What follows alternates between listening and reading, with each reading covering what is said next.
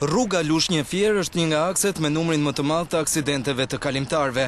Kjo për shkak se në të mungojnë mbikalimet për mjetet. Konstruksionet janë ndërtuar, por investimi është lënë mes nga ndërtuesi që tashmë ka vite që është larguar. Si zgjidhje është gjetur ndërtimi i kryqëzimeve në nivel, të cilat janë bërë burimi vazhdueshëm aksidentesh tepër të rënda.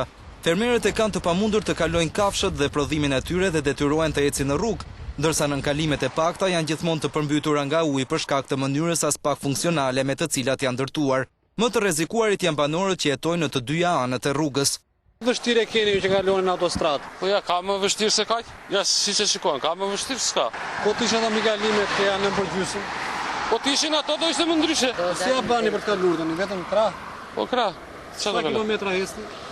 Ecim 2 kilometra. Pse përdorni autostradën për të kaluar këtu? Çfarë bëjmë rebi, nuk kemi rrugë të dytë. Unë kam vogël për matan. Nuk kam nga shkonja asnjë janë. Rrezikon jetën time, kalojnë këtu. Çfarë bëjmë? Po për automjetet, si e bëni për të kaluar automjetet? Ja, anë për qak, ne për balte, di marrim me krah.